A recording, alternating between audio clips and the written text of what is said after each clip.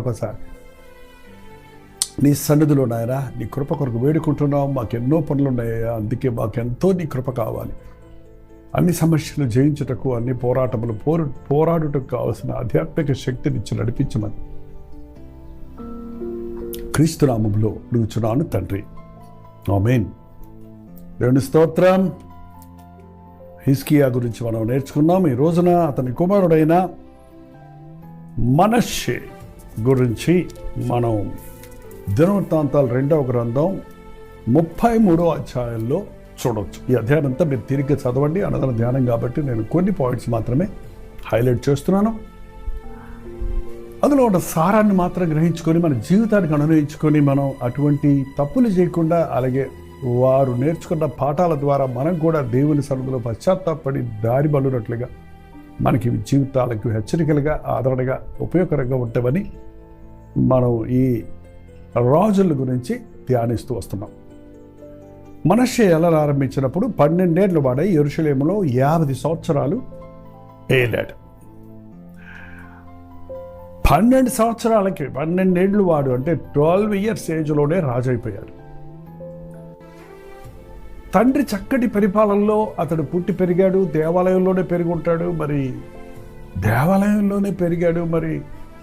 మరి దేవుడిని పట్ల ఎందుకు అతనికి శ్రద్ధ రాలేదో తెలియదు. ఇవాళ చాలామంది అండి చిన్నప్పుడు సండే స్కూల్స్లో చక్కగా పెరిగిన వారు, యవన కాలంలో ఎంతో ఆసక్తితో దేవుడి కార్యాలు చేసిన వారు, వారికి కొంచెం ఆ డిగ్రీలు రాగానే, ఆ అమెరికా పోగానే, ఆ ఉద్యోగంలో చేరగానే, ఆ పట్టణాలకు వెళ్ళగానే ఆ భక్తి అంతా కొట్టుకుపోయినట్టు కనపడుతుంది. అధికారం చేతికి రాగానే, రాజు అవ్వగానే ఈయనకి రోజు చేసే ఆరాధన బోరు కొడుతుంది పాపం. మళ్ళీ అన్యుల ఆచారాలు వెంబడిస్తూ వాళ్ళ తాత చేసిన విగ్రహారాధనలోకి వెళ్ళి ఆ పాటలు గమ్మత్తు, ఆ మ్యూజిక్ గమ్మత్తుగా ఉంది, అవి సులభంగా ఉన్నాయి కాబట్టి వాటిని వెంట పడుతున్నాడు. అదేగాక వాళ్ళ ఆచారాలు, చిల్లంగితనము, కర్ణపిశాచి దగ్గరికి వెళ్తాము, సోదిగా అంటతోనూ స్నేహం చేసుకున్నాడంట. ఎంతమంది విశ్వాసులు ఇవాళ జ్యోతిష్కుని నమ్ముతారండి? నీ ప్రాణమును, నీ సకల మార్గములను ఏ దేవుని చేతిలో ఉన్నవో అది నీవు గుర్తించిన రోజు ఏ మనుషుడు నీ రాతలు మార్చలేడు. అయినా రాతలేంటి, నా తల రాత అంటుంటారు. అంటే దేవుడు ఏదో కొంతమందిని ఇలా బతకండి, కొంతమందిని ఇలా బతకండి ముందు రాసి పెట్టాడు అనుకున్నారా? లేదు లేదు లేదు. నీవే నీ రాతలు రాసుకుంటున్నావు. నీ బతుకును పాడు చేసుకుంటున్నావు, లేకపోతే బాగు చేసుకుంటున్నావు. చాయిస్ ఉంది అందరికీ. నువ్వేది కోరుకుంటావో దాని ప్రకారమే నీ ప్రతిఫలం ఉంటుందని చూస్తున్నాం కదా ఈ రాజుల చరిత్రలో కూడా. ఇతడు అన్నిల ఆచారాలు వెంబడిస్తున్నాడు. మరి దేవుని బిడ్డలని చెప్పిన వారు ఈ రోజున మరి లోక స్నేహాలు చేస్తారేంటి? లోక ఆచారాలు, లోక వేష భాషలకు లోనైపోతారేంటి? అదేంటి? మనకి దేవుని బిడ్డలమైన తర్వాత మనకి మంగళవారం, శుక్రవారం అనే తేడాలు ఎందుకు ఉండాలి? ఏదైనా శుభ సమయము, రాహుకాలము అనే భేదాలు ఎందుకు ఉండాలి? ప్రతిదానికి భయపడిపోయేవారికి ఎందుకు ఉండాలి? నా దేవుని కృపలో నేనున్నాను, నాకు ఏ అపాయము కలగదు, నా దేవుడు నాకు సమస్తము మేలు చేసేవాడు అని నమ్మకుండా అందరినీ ద్రాక్ష పళ్ళు పొలడాన్ని కొంతమంది అండి క్రైస్తవులుగా ఉండి దేవుని శక్తిని అనుభవించకుండా బ్రతికి నామకార్థ క్రైస్తవులుగా జీవించి వాక్యం చదివారు, వాక్యం తెలుసు, వాళ్ళకి అన్నీ తెలుసు, అలాంటి పరిశోధనలాగా, కానీ అది అనునయించుకోలేదు కాబట్టి, అది క్రియలేదు, చేరలేదు కాబట్టి ఇప్పుడు ఆ బైబిల్నే పట్టుకొని ఎక్స్ క్రిస్టియన్స్ అని ఆ బైబిల్ వచనాలు పట్టుకొని వాళ్ళు ఇష్టం వచ్చినట్టు విమర్శించే వాళ్ళు ఒక తరం తయారైపోతుంది కదండి.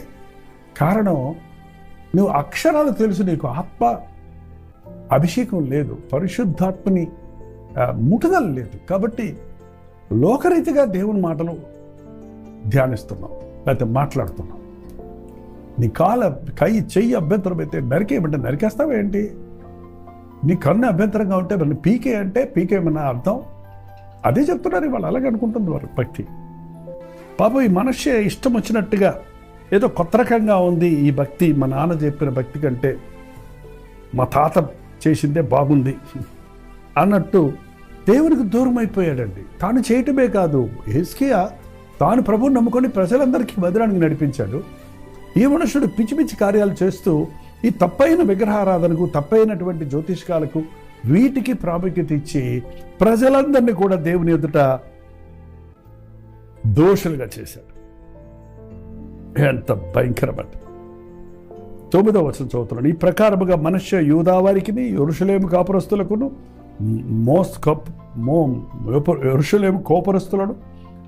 యెరూషలేము కాపురస్తులను మోసపుచ్చుచు ఇశ్రాయేలు ఎదుట ఉండకుండా యెహోవా నశింపజేసిన అన్ని జనుల కంటే వారు మరింత అక్రమముగా ప్రవర్తించుటకు కారకుడయ్యాడు.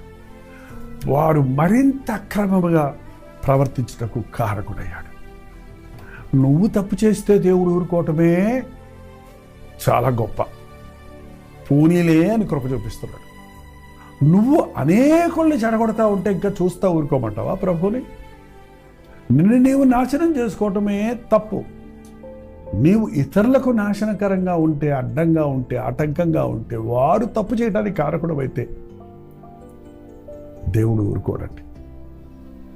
అన్ని రాజు వచ్చి మనష్యను, అష్షూరు రాజు వచ్చి మనష్య తప్పించుకోపోకుండా అతన్ని పట్టుకొని గొలుసులతో బంధించి అతన్ని బబులోనుకు తీసుకొని పోయాడు. సింహాసనం మీద కూర్చున్నాడు నేరస్తుడిగా గొలుసులతో కట్టబడి లాక్కొని ఆ అష్షూరు రాజు అతన్ని తీసుకెళ్లి చెరలో పడేశాడండి.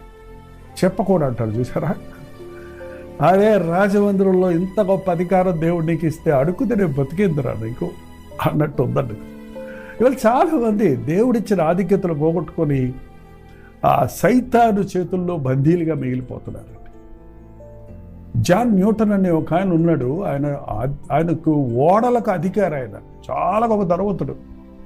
అతడు ఒక బానిస స్త్రీకి బానిస అయిపోయాడు వ్యభిచారానికి. ఆ బానిస స్త్రీ అంటే నీగ్రో స్త్రీ ఎంతగా అతన్ని ఆటాడించిందంటే అతను కుక్కపిల్లలాగా ఇట్లాగా అది ఆ గంజిపోయి ఆ రొట్టె ఇవ్వడానికి ఇటు ఆడించి వాడు వెనకాల తిరిగేటట్టు చేసుకుందని. ఒకరోజు అటువంటి స్థితిలో తను కూర్చొని ఏంటి నా సంగతి, నేను ఎవరిని, నేను ఒక యజమానిని కదా, ఈ వ్యక్తి నా పనికెత్తే కదా, బానిస కదా, ఇదేంటి నన్ను ఆడిస్తుంది, నేను శరీరచ్చలికి చోటిచ్చాను కదా, అందుకే కదా నేను బానిసకు బానిస అయిపోయానే అని పశ్చాత్తాపడి తన పాపాలు ఒప్పుకొని మారుమనసు పొందాడండి. ఆయన రాసిందే అమేజింగ్ గ్రేస్ అనే ఒక ఇంగ్లీష్ పాట ఉంటుంది చక్కటి. ఎంత గొప్ప దేవుడు నన్ను విడిపించాడని తర్వాత సాక్ష్యం ఇచ్చాడు. మనిషి అలాగే ఆ చెరలో ఉన్నప్పుడు మనిషి తప్పించుకొని ఆ చెరలో ఉన్నప్పుడు ఏం చేశాడు చూడండి, 12వ వచనం అండి. అతడు శ్రమలో ఉన్నప్పుడు తన దేవుడైన యెహోవాను బతిమాలుకొని తన పితరుల దేవుని సన్నిధిని తన్ను తాను బహుగా తగ్గించుకొని ఆయనకు మొర్రపెట్టగా ఆయన అతని విన్నపములను ఆలకించి యెరూషలేమునకు అతని రాజ్యములోనికి అతన్ని తిరిగి తీసుకొని వచ్చినప్పుడు యెహోవా దేవుడై ఉన్నాడని తెలుసుకున్నాడు. ఆ చెరసాలలో ఉన్నప్పుడు తప్పు చేశాడయ్యా అని పశ్చాత్తాపడ్డాడు. తను తగ్గించుకున్నాడు, తన తప్పులు ఒప్పుకున్నాడు. దేవుడు అద్భుతంగా ఆ చెర నుండి విడిపించి తిరిగి సింహాసనం మీద కూర్చునేటట్టుగా తన అధికారాన్ని తిరిగి తనకిచ్చాడు. అవునండి, నువ్వు పశ్చాత్తాపడితే నువ్వు పోగొట్టుకున్నవన్నీ తిరిగి నీకు ఇస్తాడు. నువ్వు మొరపెడితే దేవునికి ఎన్ని తప్పులు నువ్వు చేసినా అది కక్ష పెట్టుకునేవాడు కాదు కానీ క్షమించేవాడు. దుర్మార్గం మరణమును ఎందుటందు నాకెంత మాత్రమూ సంతోషం లేదు. వాడు తన తప్పులు ఒప్పుకొని తన మార్గాలు దిద్దుకోవటమే నాకు సంతోషం అని ప్రభు చెప్పాడు కదా. సో తిరిగి మనుష్య రాజు అయినప్పుడు బుద్ధి వచ్చింది కదా. ఈసారి మళ్ళీ తన తప్పును దిద్దుకున్నాడు. మళ్ళీ మందిరాన్ని బాగు చేయించాడు. మళ్ళీ అనవసరమైన వాటిని కట్టించిన వాటిని అన్ని పీకిచ్చేశాడు. దేవునికి బలిపీఠం కట్టాడు.